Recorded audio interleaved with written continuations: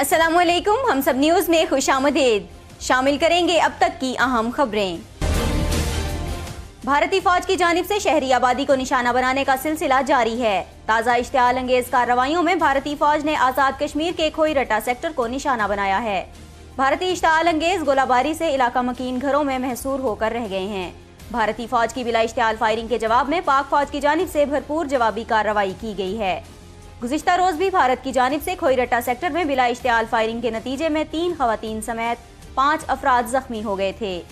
पाक फौज के शोबा ताल्लुकात आमा ने बताया था कि भारतीय फौज ने खोईरट्टा सेक्टर पर बिला इश्तियाल फायरिंग में शहरी आबादी को निशाना बनाया, जिसके नतीजे में 3 खवातीन समेत 5 अफराद जख्मी हो गए। चीफ जस्टिस पाकिस्तान जस्टिस मियां साकिब निसार ने रिमार्क्स दिए हैं कि PIA के MDs ने इदारे का बेड़ा गर्क कर दिया है और कौमी एयरलाइन को बर्बाद करके रख दिया है और मुल्क का नुकसान करने वाले गद्दार और जालिम हैं। तफसीलात जानते हैं हम सब टीवी की इस रिपोर्ट में। चीफ जस्टिस जस्टिस मियां साकिब निसार की सरबराही में सुप्रीम कोर्ट के 3 रुकनी बेंच ने PIA की निष्कारी और ऑडिट से मुतल्लिक अदखुद नोटिस केस की समाअत की। दौरान समाअत PIA के खातों की 9 साला ऑडिट रिपोर्ट पेश कर दी गई। दौरान समाअत PIA के वकील ने अदालती इस्तफसार पर बताया कि PIA की निष्कारी करने का इरादा नहीं। PIA 2016 से पब्लिक लिमिटेड कंपनी है जिसके 96% शेयर हुकूमत के पास हैं। इदारे को कारपोरेट रूल्स के तहत चलाया जाता है। अहम फैसलों का इख्तियार हुकूमत का है। एक MD मफरूर है, वो जर्मन है। जर्मन MD PIA का जहाज भी ले गए। मार्केट में PIA के शेयर्स की कदर 10 रुपए थी जो अब 5 रुपए हो गई है। PIA के वकील ने बताया कि PIA के 916 मुकदमात अदालतों में ज़ेरे इल्तवा हैं, जिनमें 500 से ज्यादा मुकदमात जारी डिग्रियों के हैं। इंक्वायरियां पास हुई तो सिंध हाई कोर्ट ने हुक्म इम्तनाई जारी कर दिया। 2000 से इदारे को 360 अरब रुपए का नुकसान हुआ। PIA को 2012 में 30 अरब, 2013 में 43 अरब, 2014 में 37 अरब, 2015 में 32 अरब, जबकि 2016 में 45 अरब रुपए का नुकसान हुआ। उन्होंने बताया कि PIA का एक जहाज 9 माह से ग्राउंड है, जिसका $7,33,000 माहाना किराया अदा किया जाता है। चीफ जस्टिस ने रिमार्क्स दिए कि PIA के MDs ने इदारे का बेड़ा गर्क किया है और कौमी एयरलाइन को बर्बाद करके रख दिया है। मुल्क का नुकसान करने वाले गद्दार और जालिम हैं। लाखों रुपए की तनख्वाहें क्या PIA का नुकसान करने के लिए लेते रहे? नुकसान की वसूलियां जिम्मेदारान से करेंगे। सबके नाम ECL में डालेंगे। कमीशन बनाकर मुकम्मल तहकीकात कराएंगे। सुप्रीम कोर्ट ने PIA के तमाम MDs और CEOs के बैरून मुल्क जाने पर पाबंदी आयद कर दी। चीफ जस्टिस पाकिस्तान जस्टिस मियां साकिब निसार ने हुकूमत की जानिब से ऐलान करदा हालिया टैक्स एमनेस्टी स्कीम के जायजे का इंदिया दे दिया। तफसीलात जानते हैं हम सब टीवी की इस रिपोर्ट में। सुप्रीम कोर्ट में सरकारी जमीन की मलकियत से मुताल्लिक केस की समाअत के दौरान चीफ जस्टिस ने कहा कि एमनेस्टी स्कीम को देखेंगे। चीफ जस्टिस ने रिमार्क्स दिए कि सरकार के असासों को ऐसे नहीं जाने देंगे। पाकिस्तानियों के बैरून मुल्क असासों का केस जल्द समाअत के लिए मुकर्रर करेंगे। चीफ जस्टिस ने कहा कि बैरून मुल्क अकाउंट्स और असासों पर सख्त एक्शन लेंगे और इस केस को समाअत के लिए मुकर्रर किया जाए। वज़ीर आज़म शाहिद खाकान अब्बासी ने 5 अप्रैल को टैक्स की शरह कम करने और बैरून मुल्क असासे रखने वाले अफराद के लिए नई टैक्स एमनेस्टी स्कीम का ऐलान किया था। नई एमनेस्टी स्कीम के तहत 2% टैक्स की अदायगी करके कोई भी शख्स बैरून मुल्क से जितनी चाहे रकम पाकिस्तान ला सकता है और इसके लिए रकम के जायज होने या ना होने से मुतल्लिक नहीं पूछा जाएगा। फाइनेंशियल एक्शन टास्क फोर्स ने वजारत खजाना को इस हवाले से खत लिखकर अपने तहफ़्फ़ुज़ात का इजहार किया था।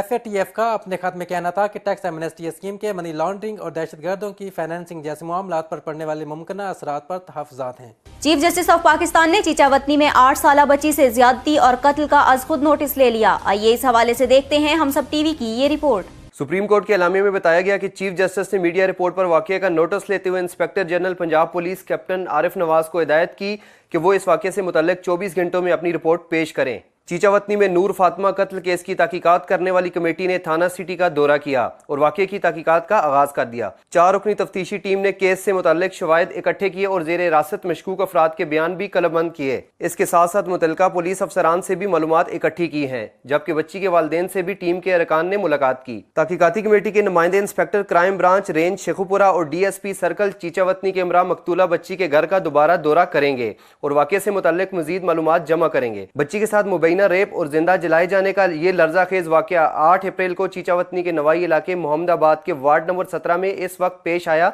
जब 8 साला नूर फातिमा घर से टाफियां लेने गई थी लेकिन वापस नहीं आई। अहले खाना की जानिब से बच्ची की गुमशुदगी पर इसकी तलाश का आगाज किया गया था तो 2 से 3 घंटे बाद घर के करीब बच्ची झुलसी हुई और बेहोशी की हालत में मिली थी, जिसे तिबी इमदाद के लिए फौरी तौर पर तहसील हेडक्वार्टर अस्पताल ले जाया गया था। तहम 80 से 90% जिस्म जुलस जाने के बायस बच्ची को तशवीशनाक हालत में जिन्ना अस्पताल मुंतकिल किया गया था, जहां वो जख्मों की ताब न लाते हुए जहां बाक हो गई थी। बाद पुलिस की जानिब से कत्ल की दफात के तहत वाकये का मुकदमा दर्ज कर लिया गया था। लेकिन इसमें रेप की दफात शामिल नहीं की गई थी। मुबैना तौर पर रेप के बाद जिंदा जलाई गई बच्ची के वालिदैन ने चीफ जस्टिस, वजीर आजम और वजीर आला पंजाब से अपील की थी कि वो उन्हें इंसाफ फ्राहम करें और मुल्जमान को करार वाकई सजा दी जाए। इसके अलावा वाक़े पर वजीर आला शहबाज शरीफ की जानिब से नोटिस लिया गया था। मुल्जमान की जल्द गिरफ्तारी के अहकाम दिए गए थे। पाकिस्तान तहरीक इंसाफ के सरबराह इमरान खान का कहना है कि नवाज शरीफ, मौलाना फजलुर रहमान और अचकजई की वजह से फाटा का केपी में इंजमाम नहीं हो सका। पीटीआई की मजलिस आमा के इजलास के बाद मीडिया से गुफ्तगू करते हुए इमरान खान ने कहा है कि पहली बार अदलिया ने किसी बड़े के खिलाफ हाथ डाला है और पूरी पाकिस्तानी कौम आज अदलिया के साथ खड़ी है। क्रिकेटर से सियासतदान बनने वाले कप्तान का कहना था कि वफाकी हुकूमत का बजट पेश करना दुरुस्त नहीं। हुकूमत के पास 1 साल का बजट पेश करने का मैंडेट मौजूद नहीं है। उन्होंने कहा कि जेलों में सबसे ज्यादा गरीब लोग हैं, अरबों रुपए लूटने वाले आज़ाद घूम रहे हैं। मुल्क के वजीर आजम को फिक्र नहीं कि मुल्क के वजीर खारजा दुबई में भी मुलाजिम हैं। पीटीआई सरबराह का कहना था कि सेनेट इलेक्शन के दौरान वोट बेचने वाले अरकान को निकाल देंगे, जबकि सेनेट इलेक्शन के दौरान बेकायदगियों से मुताल्लिक वकला से मुशावरत कर रहे हैं। अडियाला जेल की सफाई के सवाल पर उन्होंने कहा कि बहुत जल्द वहाँ मुजरिम जाएंगे। उनका कहना था कि जनूबी पंजाब का बुरा हाल हो चुका है और इसे तबाह कर दिया गया है। साबिक वजीर आजम नवाज शरीफ ने कहा है कि JIT के 40 नामालूम अहलकारों को सामने लाया जाए और वाजिद ज़िया JIT के सरबराह हैं, मुल्क और कौम के मालिक नहीं हैं। तफसीलात जानते हैं हम सब टीवी की इस रिपोर्ट में। साबिक वजीर आजम नवाज शरीफ ने एहतसाब अदालत इस्लामाबाद के बाहर मीडिया से गुफ्तगू करते हुए कहा कि नया मुकदमे में बदउनवानी आज तक किसी को नजर नहीं आई, लेकिन पूरी कौम को नाइंसाफी जरूर नजर आ रही है। हर रोज नए राज अफशा और पोल खुल रहे हैं। फ्रॉड मुकदमे में नए हकाइक सामने आ रहे हैं। कल एहतसाब अदालत में न्याय इंकशा हुआ कि JIT की रिपोर्ट बनाने वाले 40 अफराद को कोई नहीं जानता और इनके नाम खुफिया रखे गए हैं। नवाज शरीफ ने कहा कि JIT के 30 तफ्तीश करंदगान और अमले के 10 अफराद ये कौन से नामालूम अफराद थे जिन्होंने JIT की तफ्तीश में मदद की। उन्होंने पस पर्दा रहकर केस तैयार किया, न किसी ने इन अफराद की मंजूरी दी और न ही वो मंजर आम पर आए। ये कौन से बेनाम लोग थे जिन्होंने नया मुकदमे में किरदार अदा किया। सोचना चाहिए कि मुल्क की किस्मत का फैसला कौन कर रहा है। ये तकलीफ कहानी है जिसकी खोज लगानी चाहिए। वाजिद ज़िया से इन 40 अफराद के नाम पूछे गए तो उन्होंने बताने से इनकार कर दिया, लेकिन वाजिद ज़िया JIT के सरबराह हैं, मुल्क और कौम के मालिक नहीं। नून लीग को छोड़ने वाले अरकान ने असम्बली से मुतल्लिक सवाल के जवाब में साबिक वजीर आजम ने मजीद कहा कि मुझे छोड़कर जाने वाले मुफाद परस्त हैं। ये लोग हमारे नहीं थे, हमारी हुकूमत बनने पर हमारे पास आ गए थे। चौधरी निसार से मुतल्लिक सवालात के बावजूद नवाज शरीफ ने इनका कोई जवाब नहीं दिया। कल एहतसाब अदालत में जिरा के दौरान नैब के गवाह और पनामा JIT के सरबराह वाजिद ज़िया ने बताया कि पनामा लीक्स में JIT के साथ 30 से 40 माहिरीन काम कर रहे थे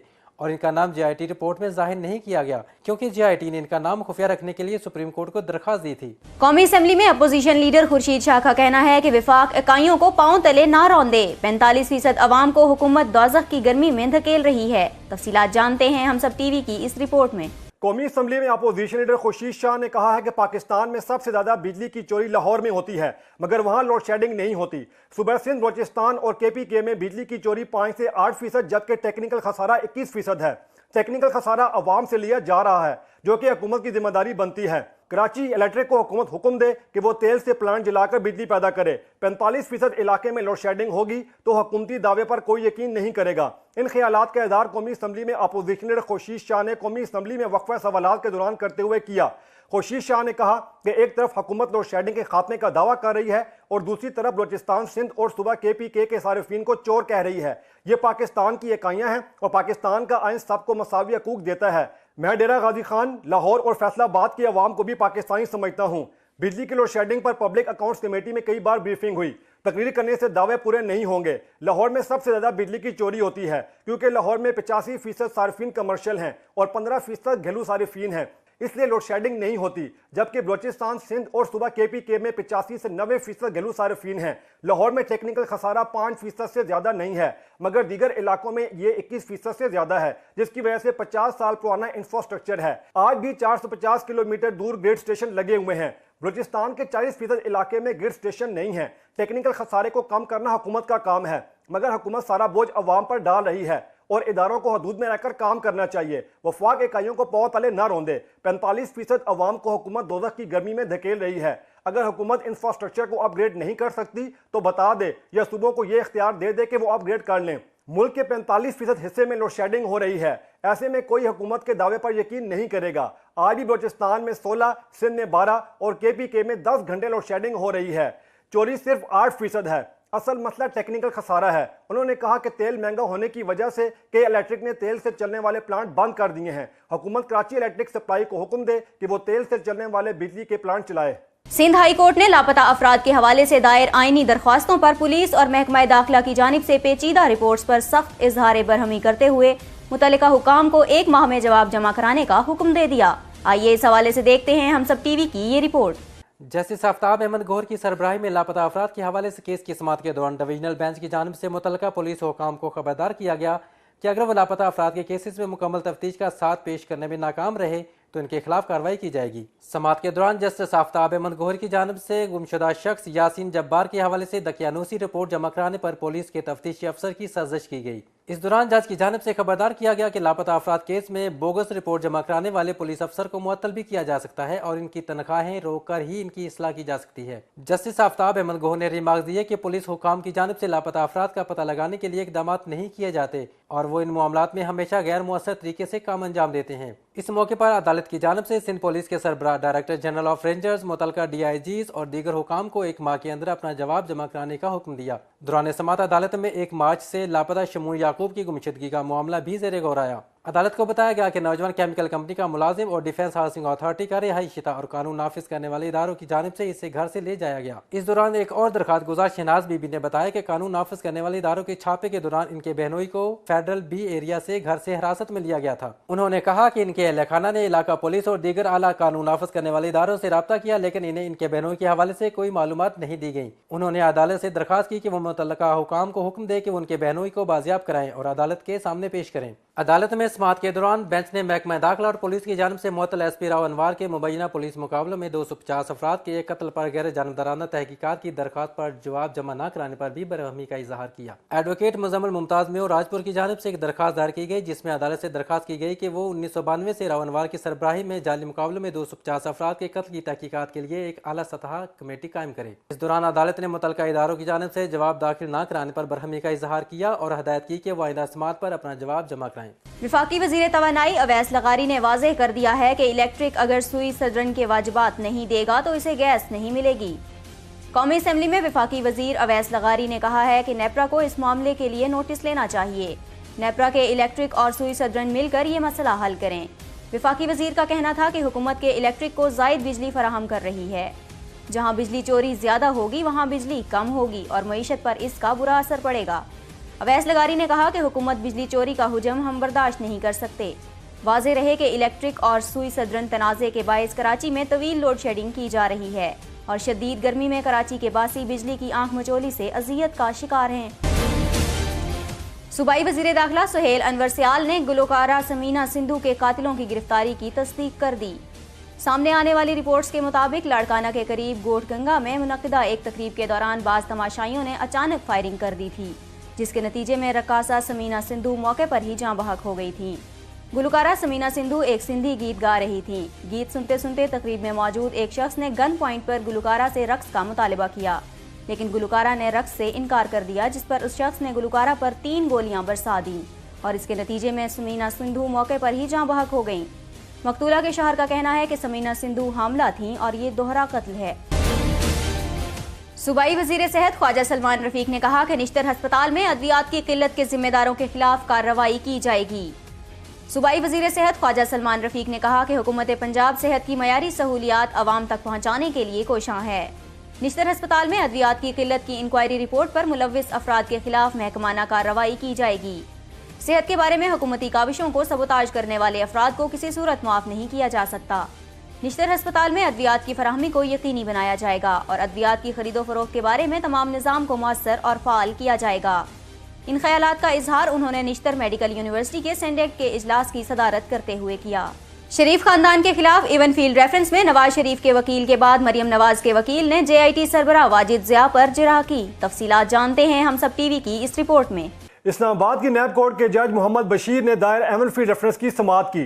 रेफरेंस में नामजद मुल्ज़िमान मरियम नवाज और कैप्टन रिटायर्ड मोहम्मद सफदर के वकील अमजद परवेज नैब के गवाह वाजिद ज़िया पर जिरह की। वाजिद ज़िया ने जिरह के दौरान कहा कि JIT ने तफ्तीश के शुरू में फ्रीकैन और दरख्वास्त गुजार का रिकॉर्ड लिया। मरियम नवाज फ्रीक नंबर 6 और captain retired Safdar freak number 9 थे। मरियम नवाज के वकील अमजद परवेज ने सवाल किया कि क्या 2012 की तहकीकात के खत की तस्दीकशुदा कापी थी, जिस पर नायब प्रोसिक्यूटर सरदार मुजफ्फर अब्बासी ने एतराज़ उठाते हुए कहा कि यह सवाल बनता ही नहीं। तहम वाजिद ज़िया ने बताते हुए कहा कि डायरेक्टर फाइनेंशियल इन्वेस्टिगेशन एजेंसी के खत की कॉपी और BVI के 2012 के खत की कॉपी मुंसलिक है। वाजिद ज़िया ने कहा कि 5 मई 2017 को सुप्रीम कोर्ट ने कहा था कि JIT किसी भी मुतलका शख्स को बुला सकती है, जिस पर वकील अमजद परवेज ने कहा कि 5 मई 2017 के हुक्मनामे की तो मैंने बात ही नहीं की। मरियम नवाज के वकील ने कहा कि सुप्रीम कोर्ट ने नेल्सन और नेस्कोल की ट्रस्ट डीड की तस्दीक के लिए JIT को नहीं कहा, जिस पर वाजिद ज़िया ने कहा कि यह दुरुस्त नहीं है। सुप्रीम कोर्ट ने नेल्सन और नेस्कोल के असल बेनिफिशियल मालिक का सवाल खास तौर पर उठाया। इससे कबल रेफरेंस में नामजद मुलजिम साबिक वज़ीर-ए-आज़म नवाज शरीफ के वकील ख्वाजा हारिस ने मुसलसल 10 रोज के दौरान जिरा मुकम्मल की, जबकि वाजिद ज़िया ने 6 समातों के दौरान अपना बयान कलमबंद कराया था।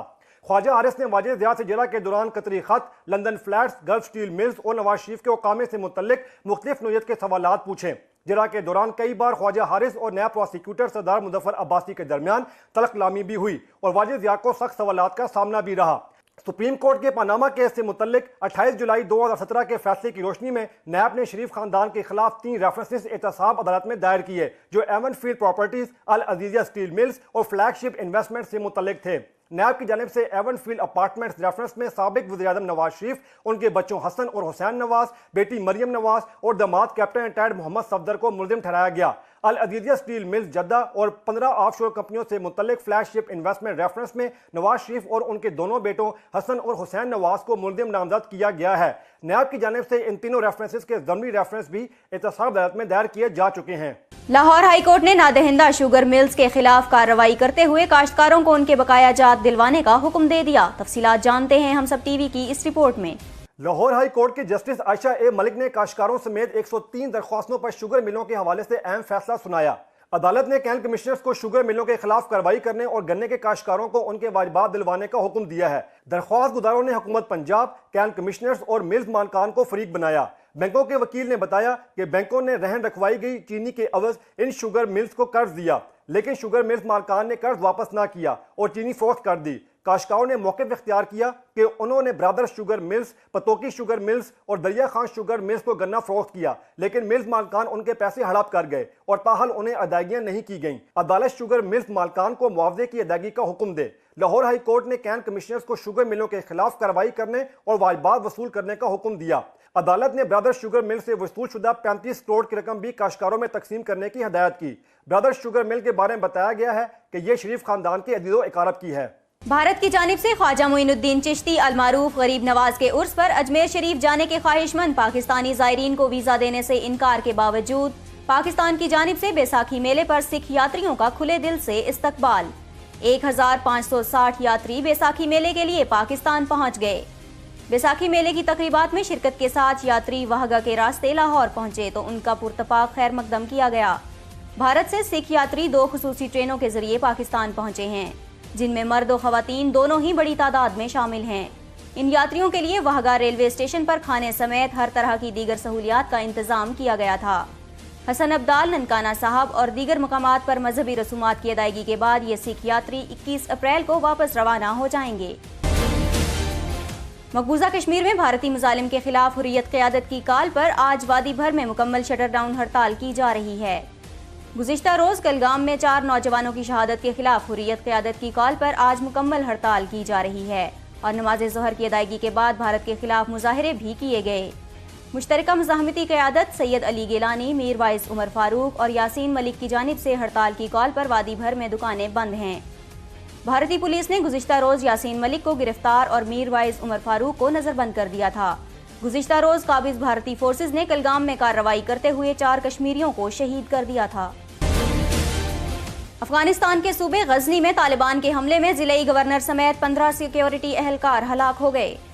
अफगानिस्तान के सूबे गजनी के जिला ख्वाजा उमरी में तालिबान ने हमला करके जिले गवर्नर समेत 15 सिक्योरिटी एहलकारों को हलाक कर दिया। जिले पुलिस के नायब सरबराह रमजान अली मुसैनी के वाक़े की तस्दीक करते हुए मीडिया को बताया कि 30 के करीब तालिबान ने रात गए जिले गवर्नर के दफ्तर और इससे मुल्हिका चेक पोस्ट पर खुदकार हथियारों और दस्ती बमों से हमला किया, जिसमें फौरी तौर पर 7 पुलिस एहलकार हलाक हो गए। रात भर दो तरफा फायरिंग का तबादला जारी रहा और जिले गवर्नर की हलाकत की खबर अलल सुबह मिली, जब सिक्योरिटी फोर्सेज की जानिब से ऑपरेशन इख्तिताम पजीर हुआ और 25 तालिबान भी मारे गए। बरतानवी वज़ीर-ए-आज़म थेरेसा मे का कहना है कि इत्तेहादियों के साथ मिलकर हिकमत अमली बना रहे हैं। शाम पर फिजाई हमले आज रात से शुरू किए जा सकते हैं। बरतानवी वज़ीर-ए-आज़म की जानिब से आज काबीना का हंगामी इजलास तलब किया गया। व्हाइट हाउस के तर्जुमान का कहना था कि शाम पर हमले के अलावा और भी ऑप्शंस हैं। अभी शाम पर हमले के लिए हतमी फैसला या वक्त का तयन नहीं किया गया। आज बरतानवी काबीना के इजलास में, जिसमें शाम पर हमले की मंजूरी लेने का भी इम्कान था, बरतानवी मीडिया के मुताबिक आबदोजों को शाम को निशाने पर रखने की हिदायत कर दी गई।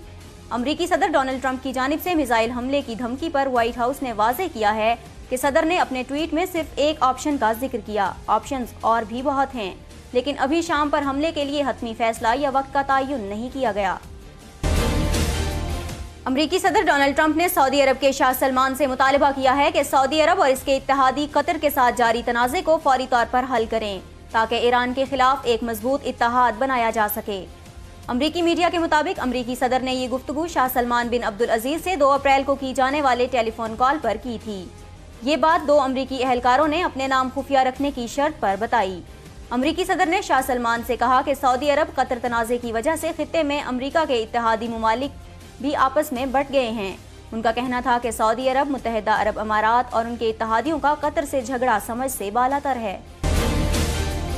पाकिस्तानी निजात बरतानवी बॉक्सर आमिर खान 2 साल बाद रिंग में उतरने को तैयार हैं, जिसके लिए वो अपने नए ट्रेनर के साथ भरपूर प्रैक्टिस कर रहे हैं।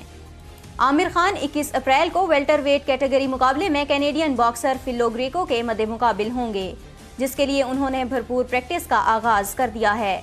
आमिर खान के नए अमरीकी कोच जोए गोर्सियन उन्हें तरबियत दे रहे हैं, जबकि इससे कबल वो अमरीकी ट्रेनर वर्जिल हिंडर से तरबियत ले रहे थे, जिनकी नासाज तबीयत के बायस बॉक्सर आमिर खान को ट्रेनर तब्दील करना पड़ा।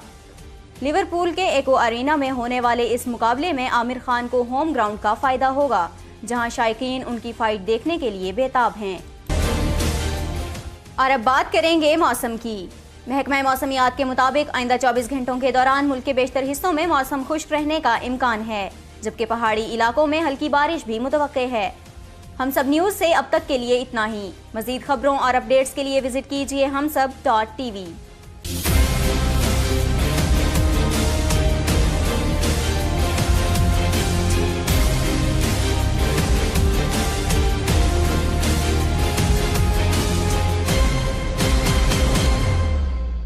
Please subscribe to Humsab TV and hit the notification icon on the screen to get the latest updates of our channel.